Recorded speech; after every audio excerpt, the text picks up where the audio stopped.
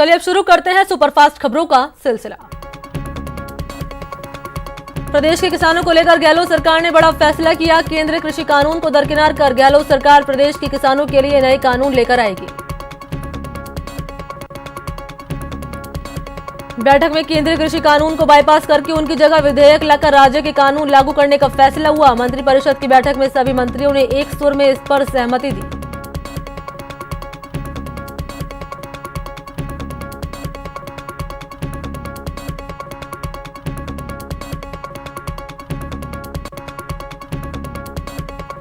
बैठक में तय हुआ कि कृषि उपज मंडी समिति की व्यवस्था को बरकरार रखने के लिए राज्य सरकार खुद का कानून लेकर आएगी। इसके साथ ही कॉन्ट्रैक्ट फार्मिंग पर भी संशोधित कानून बनाने पर फैसला हुआ। गहलोत सरकार ने प्रदेश के किसानों के हितों को ध्यान में रखते हुए मंडी शुल्क और कृषि कल्याण शुल्क माफ करने के लिए प्रस्ताव को मंजूरी दे दी है। कोरोना काल में सरकार की तरफ से लोगों को दी गई राहत की सोशल ऑडिट होगी। आरटीआई की 15वीं वर्षगांठ पर आयोजित वेबिनार में सीएम अशोक गहलोत ने कोरोना काल में लोगों को दी गई सरकारी राहत की सोशल ऑडिट करवाने की घोषणा की।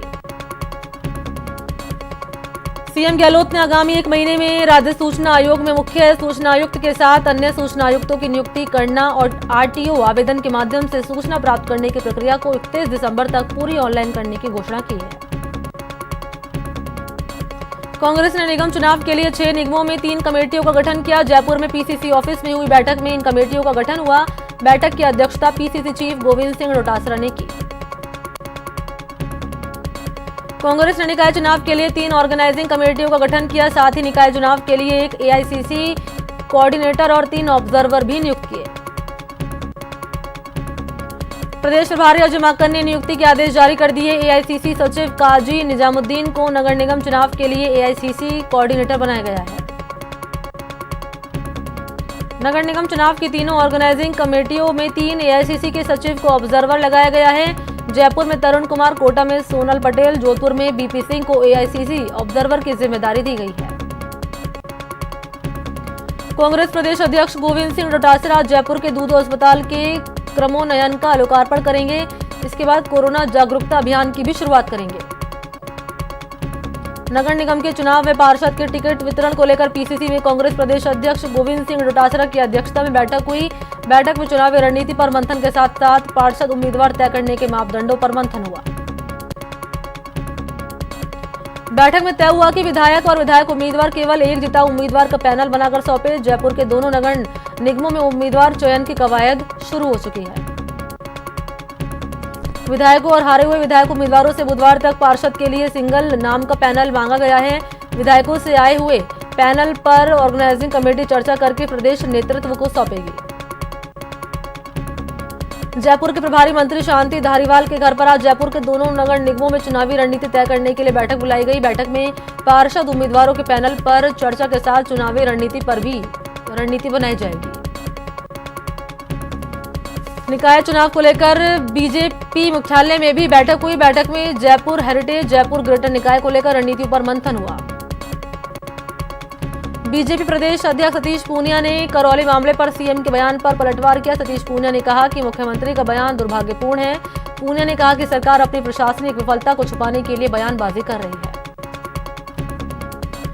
प्रदेश में फिलहाल फीस वसूली पर रोक जारी रहेगी। फीस वसूली को लेकर हाईकोर्ट में सोमवार को सुनवाई हुई, जिसमें कोर्ट ने सरकार की कार्यशैली पर नाराजगी जताई। कोर्ट ने कहा कि प्रदेश में फीस रेगुलेशन एक्ट का पालन नहीं हो रहा। हाथरस समेत बीजेपी शासित राज्यों में महिलाओं के साथ हो रहे दुष्कर्म, छेड़छाड़, हत्या जैसी घटनाओं को लेकर तमाम पार्टियां मुखर हैं। कांग्रेस कमेटी के आह्वान पर देशव्यापी speak up for women safety कार्यक्रम चलाया जा रहा है। Speak up for women safety का सपोर्ट करते हुए सीएम गहलोत ने ट्वीट कर वीडियो संदेश जारी किया। सीएम ने कहा कि इस कैंपेन से महिलाओं में एक कॉन्फिडेंस पैदा होगा, साथ ही उत्पीड़न पर रोक लग सकेगी। प्रदेश के मरीजों ने एम्बुलेंस कर्मचारियों की हड़ताल स्थगित करने के बाद राहत की सांस ली। एम्बुलेंस कर्मचारियों ने राज्य सरकार के साथ अलग अलग दौर की वार्ताओं में सहमति बनने के बाद हड़ताल स्थगित की। गुर्जर आरक्षण संघर्ष समिति को लेकर सचिवालय में पुनर्गठित कैबिनेट सब कमेटी की बैठक हुई। कैबिनेट सब कमेटी के अध्यक्ष मंत्री बीडी कल्ला ने कहा कि करीब आधे विभागों ने एमबीसी आरक्षण से जुड़ी वर्गीकृत सुविधाएं सूचनाएं नहीं दी। भर्तियों में जो बाधा आ रही है उनसे जुड़ी जटिलताओं को दूर किया जाएगा। राजस्थान में पेय जल आपूर्ति और जल निकासी आधारभूत ढांचे को मजबूत किया जाएगा। राजस्थान के 14 शहरों में एक मजबूत जल आपूर्ति और जल निकासी इंफ्रास्ट्रक्चर तैयार किया जाएगा। दौसा में इन दिनों तबादले के नाम पर पैसे मांगने का ऑडियो वायरल हो रहा है। वायरल ऑडियो में एक शख्स दौसा विधायक मुरारी लाल मीणा के नाम पर एक शिक्षक से पैसे लेने की मांग कर रहा है। फिलहाल पुलिस ऑडियो की जांच में जुटी हुई है। रक्षा मंत्री राजनाथ सिंह ने वीडियो कॉन्फ्रेंसिंग के जरिए 44 पुलों का उद्घाटन किया। ये पहली बार है जब एक साथ इतने ब्रिज देश के नाम हुए। इस मौके पर राजनाथ ने कहा कि पाकिस्तान के बाद अब चीन भी सीमा विवाद जारी रखने पर आमादा है। त्योहारी सीजन से पहले केंद्र सरकार ने अर्थव्यवस्था में मांग को बढ़ाने के लिए कई महत्वपूर्ण ऐलान किए, जिसके तहत केंद्र सरकार अर्थव्यवस्था में तेजी लाने के लिए अपने सभी कर्मचारियों को 10,000 रुपए एडवांस में देगी।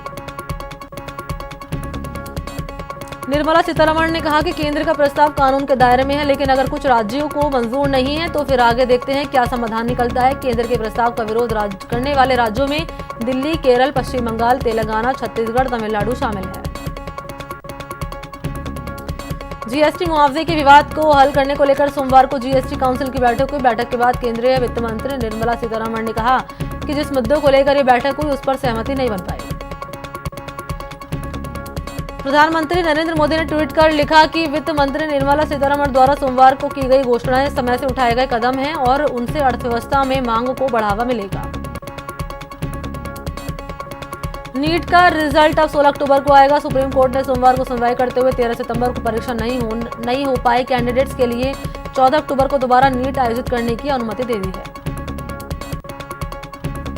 हाथरस गैंगरेप कांड को लेकर सोमवार को इलाहाबाद हाईकोर्ट की लखनऊ बेंच में सुनवाई हुई। 2 जजों की बेंच के सामने पीड़िता के परिवार ने अपना पक्ष रखा। साथ ही उत्तर प्रदेश सरकार की ओर से भी कई अधिकारी अदालत में मौजूद रहे। अब अगली सुनवाई 2 नवंबर को होगी। कोर्ट ने ADG law and order Prashant Kumar से कहा कि अगर आपकी बेटी होती तो क्या आप बिना देखे अंतिम संस्कार होने देते। ADG law and order court के इस सवाल पर चुप हो गए। उनके पास इस सवाल का कोई जवाब नहीं था।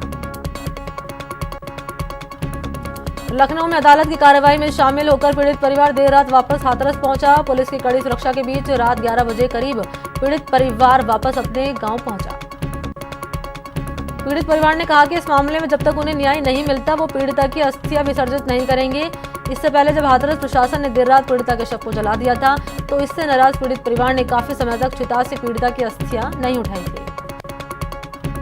कांग्रेस पार्टी छोड़ने के कुछ घंटे बाद ही तमिल की मशहूर एक्ट्रेस खुशबू सुंदर बीजेपी में शामिल हो गई। बीजेपी के राष्ट्रीय महासचिव सीटी रवि ने उन्हें बीजेपी में शामिल किया। खुशबू सुंदर ने दिल्ली में बीजेपी के मुख्यालय में बीजेपी की सदस्यता ली। तमिलनाडु के मुख्यमंत्री ई पलानीस्वामी की माता का निधन हो गया है। हरियाणा के हिसार जिले में बारवाला रोड स्थित बाल सुधार गृह में बंदियों में 16 बाल कैदी ने अधिकारियों को घायल कर वहां से फरार हो गए। सूचना मिलने के बाद हिसार पुलिस और एसपी मौके पर पहुंचे और मामले की जांच शुरू की। माता वैष्णो देवी दर्शन के लिए दैनिक श्रद्धालुओं की संख्या 15 अक्टूबर से 7,000 हो जाएगी। अनलॉक 5 की गाइडलाइन के तहत श्री माता वैष्णो देवी श्राइन बोर्ड ने प्रदेश कार्यकारी समिति से अनुमति लेकर व्यवस्था शुरू करने की तैयारी कर ली है।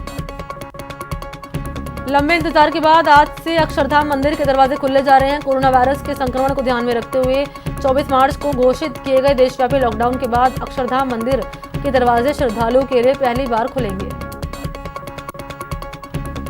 यूपी की मथुरा में श्री कृष्ण जन्मभूमि परिसर का मामला एक बार फिर अदालत पहुंच चुका है। सोमवार को श्री कृष्ण विराजमान की ओर से जिला अदालत में केस दायर किया गया, जिसमें 13.37 एकड़ जमीन पर दावा करते हुए मालिकाना हक मांगा गया। प्रदेश में नवगठित 6 नगर निगम के लिए लागू आचार संहिता के बीच राज्य सरकार ने ब्यूरोक्रेसी में बड़ा बदलाव किया है। राज्य सरकार ने राज्य प्रशासनिक सेवा के 20 अफसरों के तबादले कर दिए।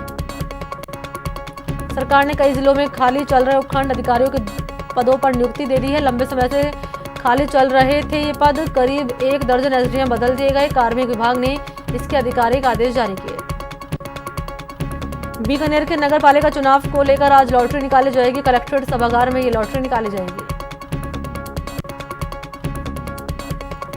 पूर्व मंत्री मदन दिलावर सोमवार को अलवर दौरे पर रहे, जहां उन्होंने कांग्रेस पर हमला बोलते हुए कहा कि कांग्रेस चोर लुटेरे को संरक्षण देने वाली सरकार है। देश में पिछले 24 घंटे में 67,789 नए कोरोना केस सामने आए, जिसके बाद कोरोना मरीज का कुल आंकड़ा 71 लाख के पार हो गया है। वहीं पिछले 24 घंटे में कोरोना से 813 लोगों की मौत हो गई, जिसके बाद कोरोना से मौत का आंकड़ा 1,09,000 के पार हो गया।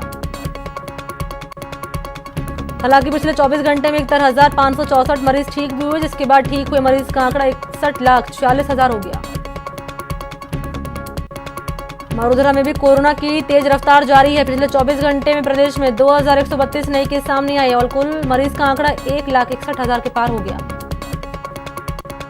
पिछले 24 घंटे में राजस्थान में कोरोना से 15 लोगों की मौत हो गई, जिसके बाद प्रदेश में कोरोना से मौत का आंकड़ा 1,665 हो गया। भीलवाड़ा में कोरोना जन जागरण अभियान के तहत सुमंगल सेवा संस्थान की ओर से शिवाजी पार्क में शिविर का आयोजन हुआ, जिसमें जिला कलेक्टर शिव प्रसाद एम नकाते ने कोरोना फाइटर्स कमेटियों के पदाधिकारियों से बातचीत की।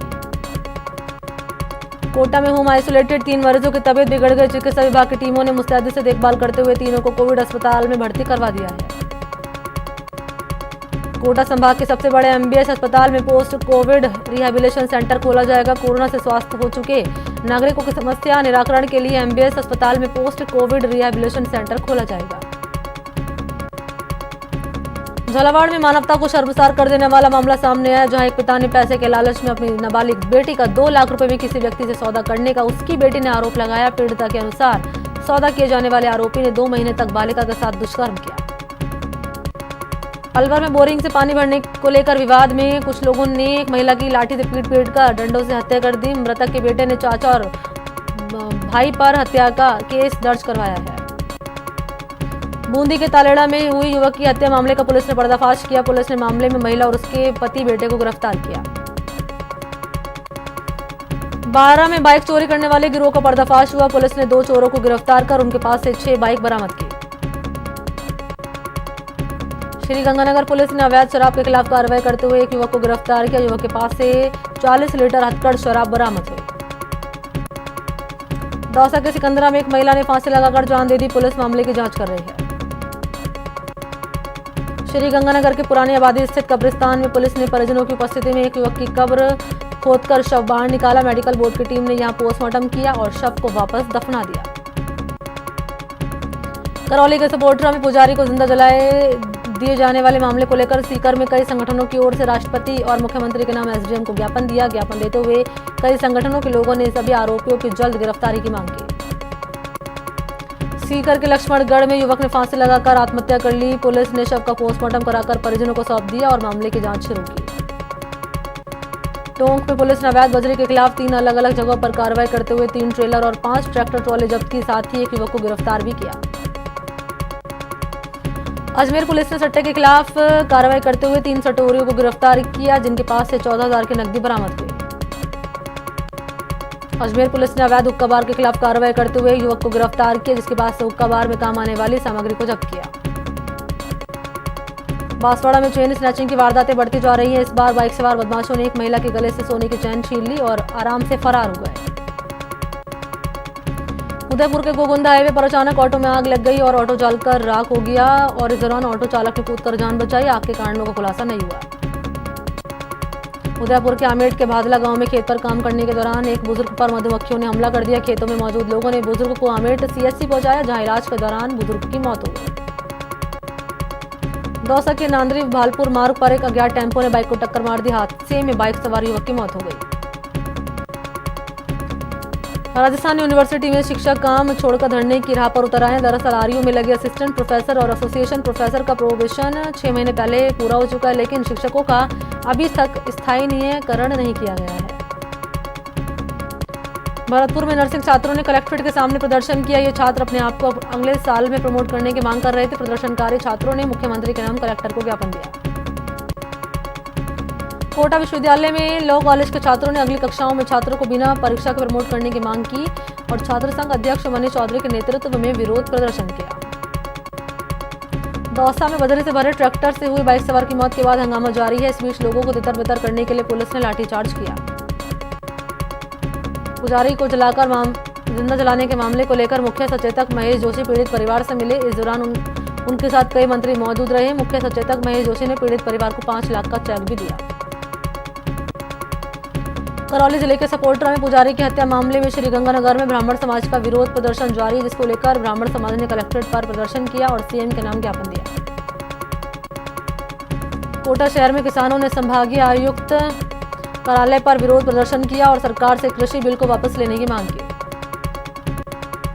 बूंदी के बड़दा बांध से नहरों में पानी छोड़ने की मांग को लेकर किसानों ने कलेक्ट्रेट को ज्ञापन सौंपा। बूंदी के डोरा गांव में राशन नहीं मिलने के चलते भील समाज के लोगों ने कलेक्ट्रेट पर प्रदर्शन किया। बूंदी में कोरोना महामारी के चलते भुखमरी के शिकार हो रहे डीजे साउंड संचालकों ने कलेक्ट्रेट पर विरोध प्रदर्शन जताया। संचालकों ने कलेक्टर को ज्ञापन देकर शादी समारोह में डीजे साउंड बजाने की अनुमति दिए जाने की मांग की। करौली में पुजारी को जिंदा जलाने की घटना को लेकर विवेकानंद पार्क से कलेक्ट्रेट सर्किल तक युवाओं ने कैंडल मार्च निकाला, साथ ही मृतक पुजारी को श्रद्धांजलि अर्पित की।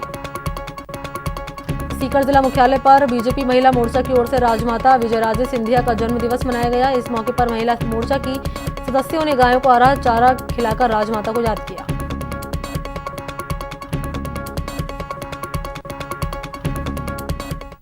तो बुलेटिन में फिलहाल इतना ही। नमस्कार।